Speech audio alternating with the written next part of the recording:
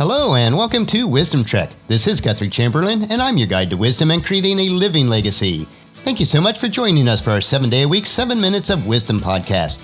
This is day 259 of our trek, and yesterday we hiked the trail, The Wisdom of Being Teachable. Today we will explore why it seems like no one really feels rich or happy. I discovered this short story on Jeff Haden's blog and I feel it's worth sharing. If you do miss any of the Wisdom Trek episodes, please go to wisdom-trek.com to listen to them and to read the daily journal. We are recording our podcast from our studios at Home 2 in Charlotte, North Carolina. As I mentioned the previous days, we will be in Arizona for 4 days, so I'm recording some additional podcasts ahead of time while we are away.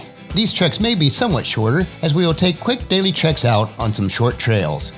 So let's head out on our trail for today and learn, why doesn't anyone ever feel rich or happy? One day I'd like to meet someone who is actually rich. Sometimes I think I found one, but it always turns out that I'm wrong. No matter how rich I assume a person to be, within a few minutes I find out just how poor that person really is. Take this guy who sold his company for more than $40 million. Well, actually, it was $100 million in total. $40 million was his share. I was sure he was rich. Then he told me for tax and estate planning purposes, he structured the disbursements of funds over 10 years. So sure, on paper he may be worth $40 million, but he only gets $4 million each year, and despite all that nifty financial planning, the taxes are still so high that he doesn't nearly see that much. It is a bummer. Another example is this guy who just splashed a cool $450,000 on a Lexus LFA with a Nuremberg package. His everyday car is a Porsche 911 Turbo S. I was sure he was rich. Then he told me what he really wants in life is a Bugatti Veyron. Only they cost $2 million. Sure, he has money, he said, but he doesn't have that kind of money.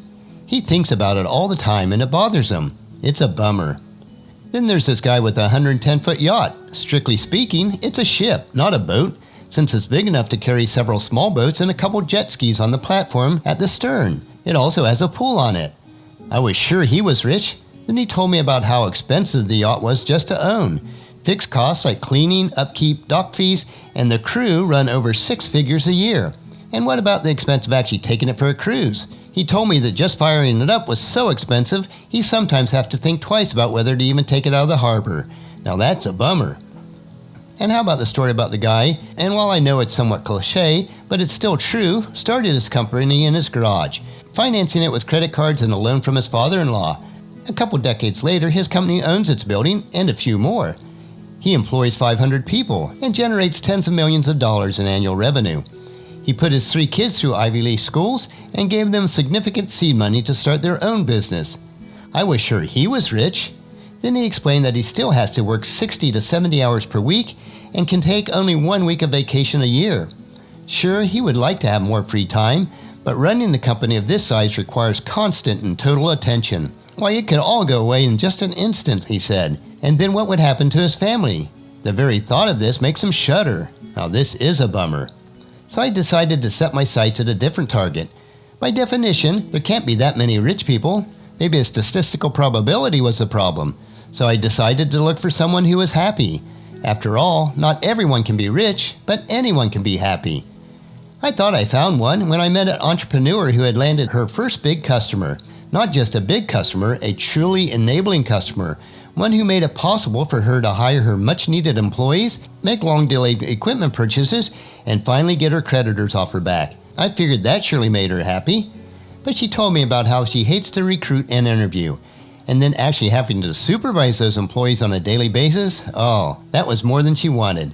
She told me that adding equipment, maintaining a larger inventory, and managing a huge increase in production was such a pain.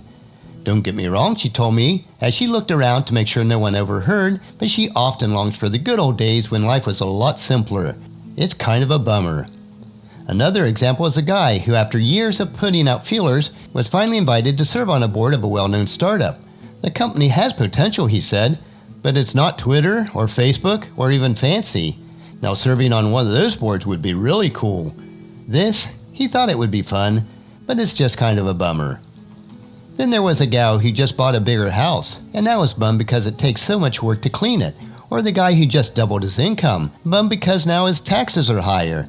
Or the gal who just landed her dream job is bummed because her daily commute is a half hour longer. Seems like no one I meet, no matter how much money or success that they've achieved, is actually rich. Not really. And although I'm stretching the premise to make a point, it seems like no one I meet, no matter how fulfilling or gratifying their life might be, is actually happy. Not really.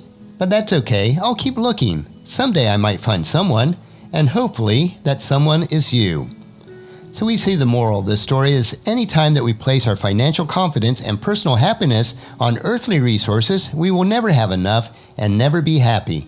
If you are not content and happy where you are today with what you currently have, you will never be content and happy with more. In the first letter that the Apostle Paul wrote to his understudy Timothy, he gave us a solution, even if you don't consider yourself wealthy, in 1 Timothy chapter 6, verses 6 through 8. And it says, "Yet true godliness with contentment in itself is great wealth. After all, we brought nothing with us when we came into this world, and we can't take anything with us when we leave it. So if we have enough food and clothing, let us be content." And if God has allowed you to obtain wealth in this world, the key to a life that is happy and full of joy can be found in 1 Timothy chapter 6, verses 17 and 18, which says, "Teach those who are rich in this world not to be proud and not to trust in their money, which is so unreliable, who richly gives us all that we need for our enjoyment. Tell them to use their money to do good. They should be rich in good works and generous to those in need, always being ready to share with others." So let me ask you another question. When will you be content with what you have? What will make you happy? Tomorrow we will be back on the trails as we explore another short story. So encourage your family and friends to join us and then come along with us tomorrow for another day of Wisdom Trek, Creating a Legacy. That will finish our podcast for today. As you enjoy these daily doses of wisdom, I encourage you to help us promote Wisdom Trek in the following 4 ways. First, leave us feedback about the podcast at wisdom-trek.com so we can continually improve. Second, on your smartphone, subscribe to iTunes, Google Play, Spreaker, SoundCloud, or Stitcher so that the podcast will be downloaded to you automatically each day. Third, on your computer, or if you have an iPhone or iPad, leave us a rating and a review on iTunes. This will help to spread the word so that others will join us on our Wisdom Trek. And fourth, most importantly, please share Wisdom Trek with your family and friends through email, Facebook, Twitter, or in person as you meet with them, and invite them to come along with us each day. The journal for today's trek can be found at wisdom-trek.com. Thank you so much for allowing me to be your guide, your mentor, but most importantly, your friend, as I serve you through the Wisdom Trek podcast and journal each day. As we take this trek together, let us always live abundantly, love unconditionally, listen intentionally, learn continuously, lend to others generously, lead with integrity, and leave a living legacy each day. This is Guthrie Chamberlain reminding you to keep moving forward, enjoy your journey, and then create a great day every day. See you tomorrow.